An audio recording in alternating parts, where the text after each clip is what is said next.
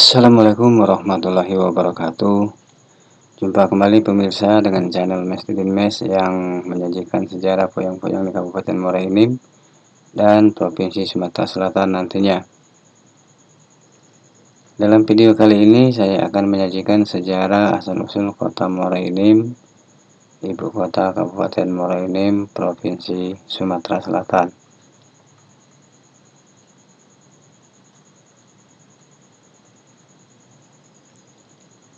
Berdasarkan isi buku Karang Enim yang ditulis pada kertas kayu dengan huruf Kaganga, sejarah kota Muara Enim dimulai pada tahun lebih kurang 1278 Masehi.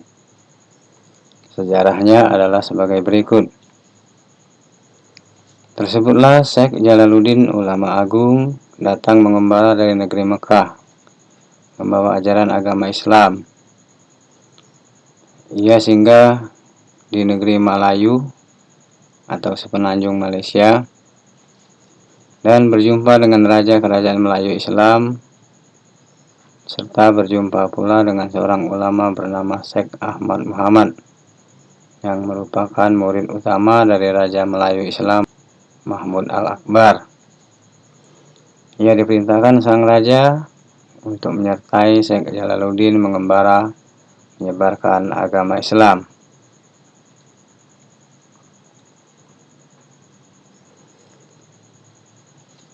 Selanjutnya mereka berdua melanjutkan perjalanan ke negeri Jumbai atau Jambi untuk membantu ulama Syekh Yusuf Ibrahim menaklukkan Raja Jumbai yang bernama Pitelang Haryokusumo yang sakti mandraguna yang belum memiliki agama. Maka berangkatlah mereka berdua menyeberang lautan menuju negeri Jambi.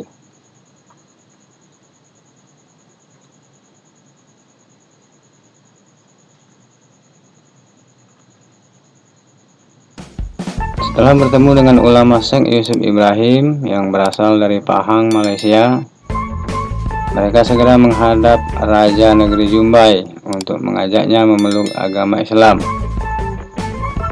Raja Jumbai, Petilang Haryokusumo, tidak mau dan mengajak adu kesaktian. Maka bertarunglah Raja Jumbai dengan Syekh Jalaluddin. Raja Jumbai mengeluarkan kujur atau tombak yang seketika itu menjadi ular naga dan disambut Syekh Jalaluddin dengan pedang pusaka yang seketika itu juga keluar buaya putih. Maka ular naga dan buaya putih bertarung dan akhirnya buaya putih dapat mengalahkan ular naga.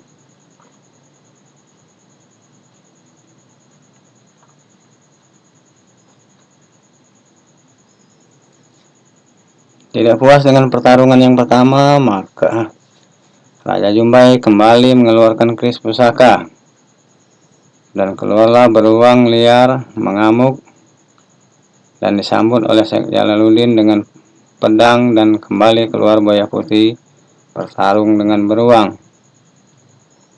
Dan kembali buaya putih dapat mengalahkan beruang kesaktian Raja Jumbai. Dan akhirnya Raja Jumbai Petilang Haryokusumo minta ampun dan mau memeluk agama Islam dan mengucapkan 2 kalimat syahadat.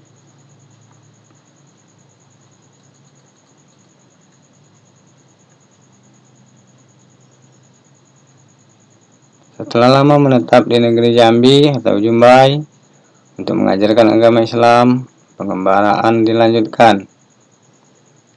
Kali ini Syekh Yusuf Ibrahim ikut serta, sehingga mereka bertiga, Syekh Jalaluddin, Syekh Ahmad Muhammad, dan Syekh Yusuf Ibrahim menyeberang ke Tanah Pari, negeri Demak, dan bertemu dengan Raja Kerajaan Islam Demak, Raden Al-Falah. Dan Raja Demak, Raden Al-Falah, sangat mendukung penyebaran agama Islam, maka diperintahkannya murid utamanya Syekh Ja'far Siddiq untuk ikut dalam penyebaran agama Islam tersebut.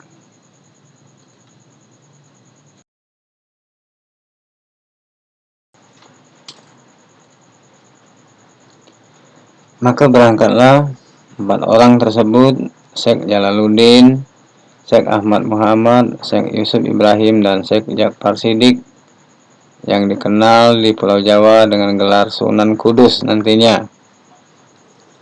Mereka menyeberang kembali ke Pulau Sumatera. Mereka menuju negeri Gunung Bungku yang berada di Bengkulu dan dilanjutkan ke negeri Bukit Sulap dan terus ke Tanah Besemah Pagar Alam dan terus menyusuri Sungai Lematang.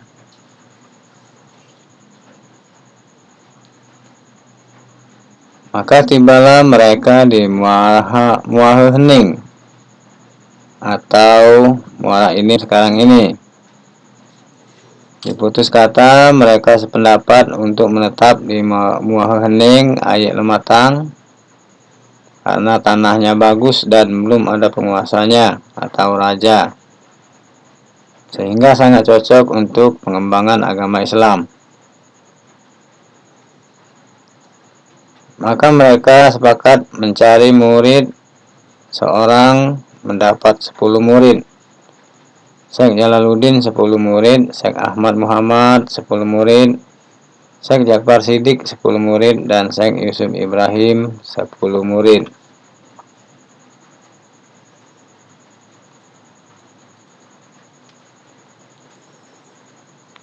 Setelah terkumpul 40 orang murid, mereka membuat pemondokan dengan mendirikan 40 rumah atau bubungan yang disebut Patang Puluh Bubungan Tembelang.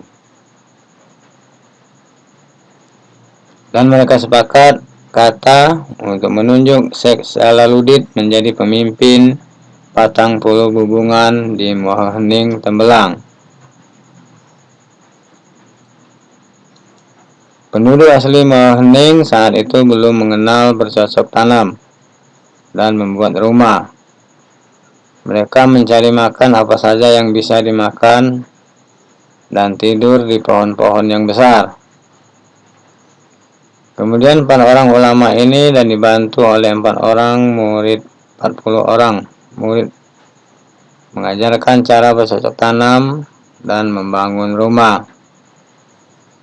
Maka kelamaan penduduk Muara Hening dan sekitarnya mulai berilmu bercocok tanam dan membuat kebun-kebun, serta membuat rumah di sekitar Patang Puluh Bubungan Tembelang.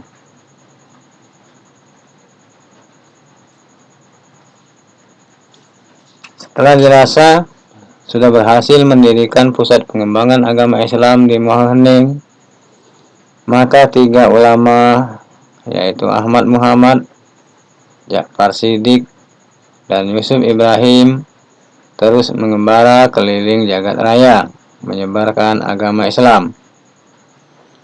Ahmad Muhammad jalan ke Lubai, Ja'far Shiddiq menuju ke Bangka, dan Yusuf Ibrahim ke Tulang Bawang, Lampung.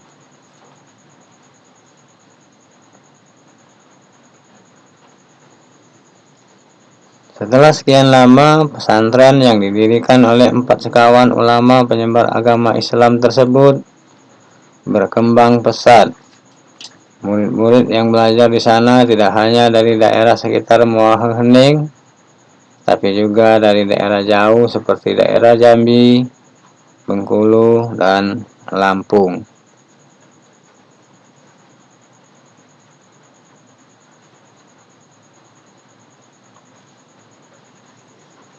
Dikisahkan dalam Tambo Marga Benakat yang aslinya ditulis di kulit kayu karas. Bunyinya sebagai berikut. Konon dahulu kala lebih kurang tahun 1312 Masehi, 2 orang pemuda kakak adik yaitu Kamaluddin dan Muhammad Yusuf datang ke Kute Muara Hening. Mereka datang dari Kute Jumbai atau Jambi. Mereka menghadap Syekh Jalaluddin. Atas persetujuan bersama, Muhammad Yusuf diperintahkan oleh Syekh Jalaluddin untuk menjumpai Syekh Angkasa Ibrahim Papa atau Puyang Kemas yang pada saat itu telah berada dan menetap di Kuta Tanjung Raman. Sedangkan Kamaluddin tinggal bersama Syekh Jalaluddin di Kuta Muara Hening. Mereka masing-masing memperdalam ilmu agama Islam.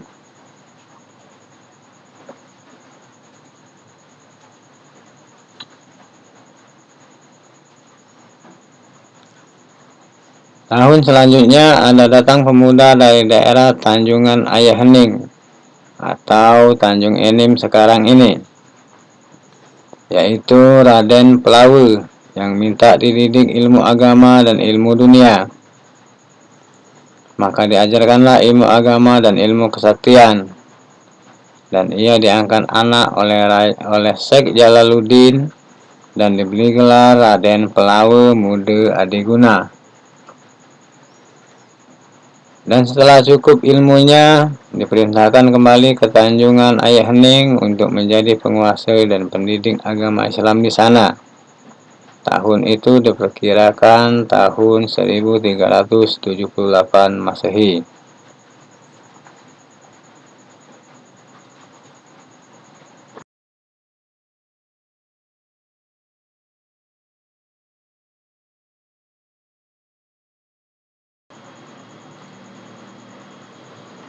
Ulama Syekh Jalaluddin sudah berumur lebih kurang 113 tahun, tapi belum mendapatkan keturunan. Pada tahun itu, ia menemukan bayi laki-laki hanyut di Sungai Lematang, dan bayi itu diangkat menjadi anaknya dan diberi nama Syekh Jalil Cakrabirawa.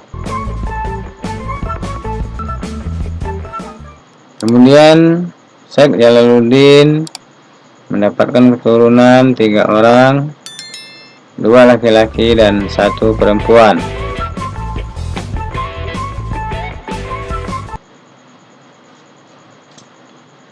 Pada tahun 1442 Masehi, Syekh Jalaluddin wafat dan dimakamkan di tepian Ayah Hening atau Sungai Enim. Sebelum wafat, dia berwasiat jika anak angkatnya Syekh Jalil Cakrabirawa ingin menikah, maka nikahilah putrinya Fatimah. Di sini tidak ada keterangan tentang 2 orang anak laki-lakinya, siapa namanya dan ceritanya, atau kemungkinan 2 orang anak laki-laki Syekh Jalaluddin meninggal waktu masih kecil.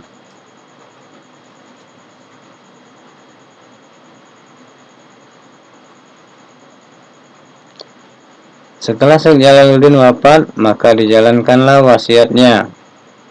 Syekh Jalil Cakrabirawa menikahi Fatimah dan menjadi pimpinan Patang Puluh Bubungan Tembelang, Muara Hening, yang merupakan pusat pengembangan agama Islam.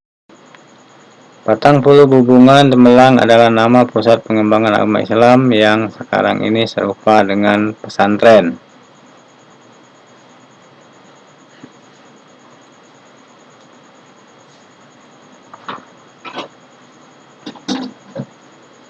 Pada tahun 1447 Masehi, Syekh Jalil Cakrabirawa atau Puyang Kemping dan dibantu murid Syekh Jalaluddin yang lain, yaitu Rio Carang Sakti Jaka Adipati dan Tukadi Aro atau Raden Penata Paku Alam.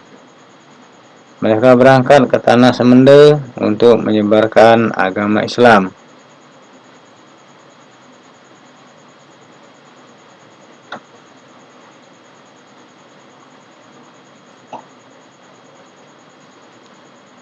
Setelah Syekh Jalil Cakrabirawa, maka berturut-turut yang memimpin Muara Hening adalah Syekh Jati Kusuma, Syekh Batara Angkasa, dan Syekh Manggala.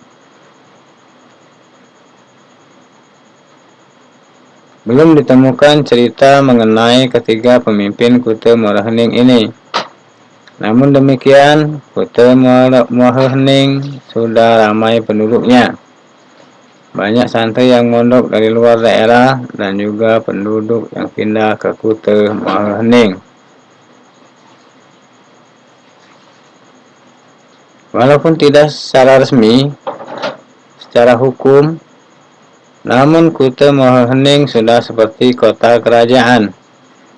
Banyak permasalahan-permasalahan kemasyarakatan penduduk wilayah sekitar, terutama Kuta atau dusun yang didiami murid-murid Syekh Jalaluddin di sepanjang aliran Sungai Lematang dan Sungai Enim.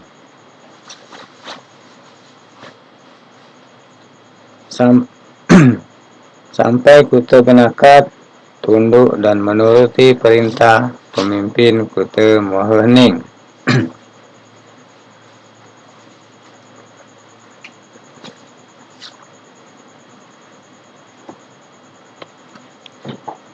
Pada masa kepemimpinan ulama Syekh Manggala ini, diperkirakan tahun 1567 Masehi, terjadi kekosongan kekuasaan di wilayah Sumatera bagian selatan, Jaya runtuh.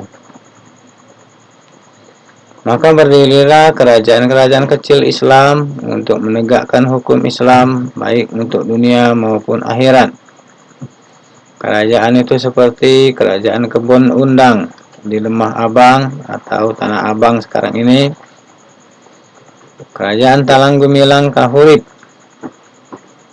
yang mungkin letaknya di Desa Kuripan,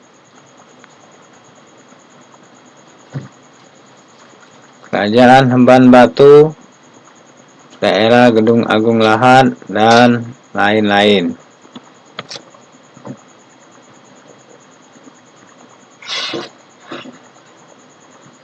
Pada masa itu bermunculanlah gerombolan-gerombolan perampok dari Besema, Gunung Nerakse, dan Gunung Ibul yang membuat masyarakat resah. Maka atas kesepakatan daerah-daerah sahabat Kuta Mohening di sepanjang aliran Sungai Hening, Sungai Enim, dan aliran Sungai Lematang sampai Kuta Benakat, didirikan kerajaan Islam Mohening dengan Manggala sebagai raja pertamanya. Maka dibentuklah perangkat kerajaan seperti hulu balang dan prajurit untuk menjaga keamanan wilayah kerajaan, yaitu kota raja dan daerah bawahannya, dan tetap bersahabat dengan kerajaan Islam kecil lainnya dan saling membantu karena umat Islam adalah bersaudara.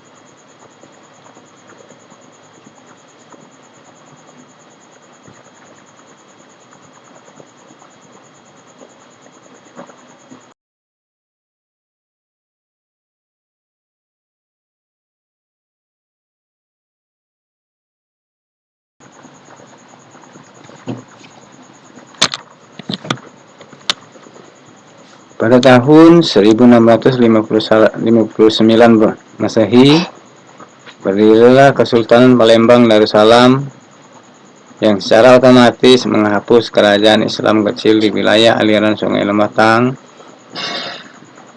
karena mereka tunduk dan patuh kepada pemimpin Islam. Namun demikian, Kuta Mohening saat itu sudah ramai penduduknya sebagai pusat pendidikan agama Islam dan letaknya yang strategis di muara Sungai Hening yang menjadi transit bagi orang yang mau ke hulu Sungai Hening, dan begitu juga sebaliknya. Pada masa itu juga sudah dikenal perdagangan, sehingga banyak pedagang dari Palembang dan daerah Kayu Agung yang berdagang di Muara Hening. Dan saat itu sudah ada pasar di daerah yang dinamai Kemayoran sekarang ini, sehingga Muara Hening lebih berkembang pesat dibanding dengan kerajaan Islam kecil lainnya yang berada di aliran Sungai Lematang.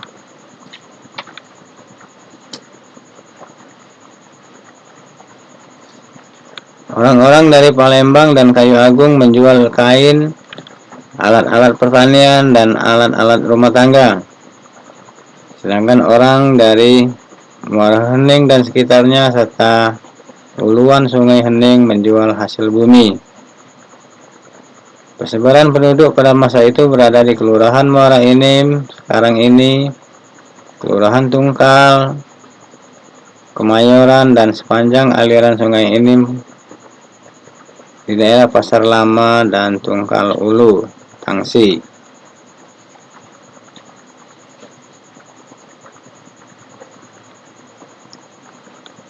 Dan pada masa Kesultanan Palembang ini juga ditertibkan administrasi kependudukan yang dikenal dengan sistem marga.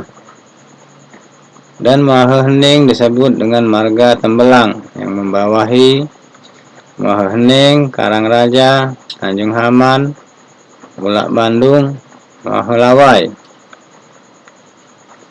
Kemudian pada abad ke-17 Masehi bertambah Hujan Mas, Lubuk Emplas, Tanjung Jati, Kepur, Maragula, Pinang Belari, dan Guci.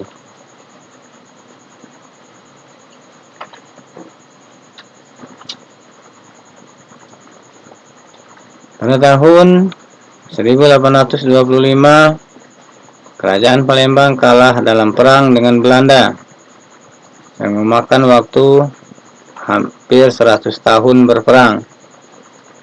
Dan kerajaan Kesultanan Palembang di bumi hanguskan Belanda. Pada masa perang Kesultanan Palembang dengan penjajahan Belanda ini, banyak pemuda-pemuda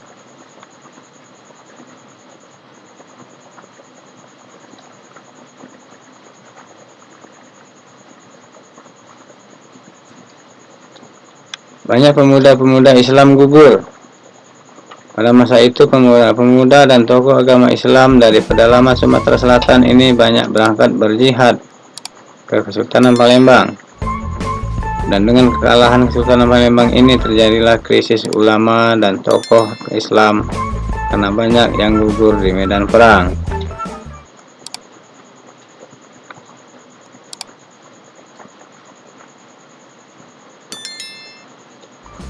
Penjajah Belanda segera beroperasi menghapuskan pesantren-pesantren di pedalaman Sumatera Selatan, menyusuri Sungai Lematang, Enim, Komering, Ogan, dan sebagainya.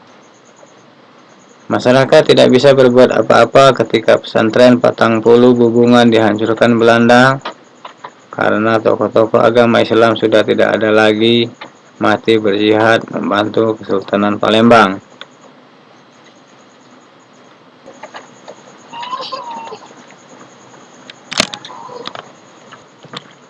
Penjajah Belanda meneruskan sistem administrasi kependudukan dengan memakai sistem marga warisan Kesultanan Palembang. Dan dibentuklah Keresidenan Palembang dan asisten residen yang berkedudukan di Lahat. Asisten residen tersebut membawahi wilayah Under Abdeling, Lematang Ilir, dan Enim dengan ibu kota Muara Enim. Under Abdeling Lematang Ulu dengan ibu kota Lahat. Under Abdeling Tebing Tinggi dengan ibu kota Tebing Tinggi, dan Under Abdeling Pasma dengan ibu kota Pagar Alam.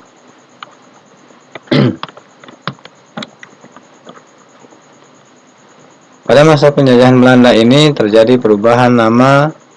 Ayek Hening menjadi Sungai Enim, Mahahening menjadi Muara Enim, Tanjungan Ayek Hening menjadi Tanjung Enim hingga sekarang ini.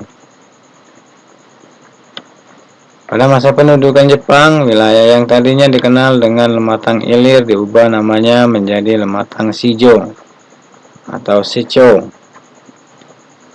dan dibentuk wilayah administratif baru yaitu Lematang Ogan Tengah, yang selanjutnya dikenal dengan nama Kewedanaan Lematang Ogan Tengah.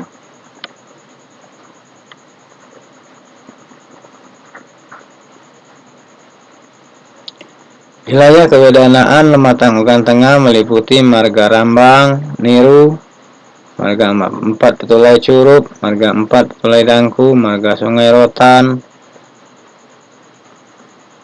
Marga Rambang Kapak Tengah, Marga Lubai Suku 1. Kemudian Marga Lubai Suku 2 sebelumnya termasuk dalam wilayah Ogan Ulu, Marga Alai, Marga Lembak, Marga Kartamulia, Marga Gelombang, Marga Tambangan Kelekar sebelumnya termasuk dalam wilayah Ogan Ilir, Marga Abab dan Marga Penukal sebelumnya termasuk dalam wilayah Sekayu. Wilayah administrasi Lematang Ilir meliputi Marga Semendo Darat, Marga Panang Sangang Pulu, Marga Panang Selawi, Marga Panang Ulung Pulu, Marga Lawang Kidul, Marga Tamblang Karangraja, Marga Tamblang Patang Pulu Bubungan, dan Marga Tamblang Ujan Mas dengan ibu kota di Muara Enim.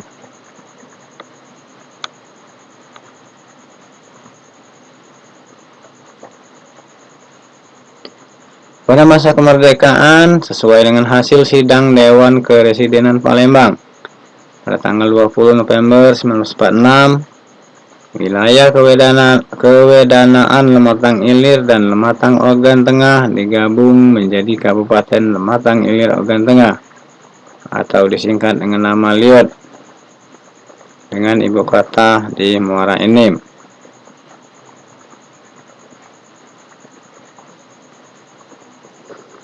Berdasarkan surat keputusan Bupati Kepala Daerah tingkat 2 Muara Enim nomor 47 Deshub 1972 tanggal 14 Juni 1972 telah ditetapkan bahwa hari jadi Kabupaten Muara Enim tanggal 20 November 1946. Kemudian sesuai dengan surat edaran Bupati Kepala Daerah tingkat 2 Muara Enim nomor 2642 2B 1980 tanggal 6 Maret 1980 terhitung tanggal 1 April 1980 nama Kabupaten Lematang Ilir Ogan Tengah Liot dikembalikan pada nama semula yaitu Kabupaten Daerah tingkat 2 Muara Enim yang ibu kotanya di kota Muara Enim.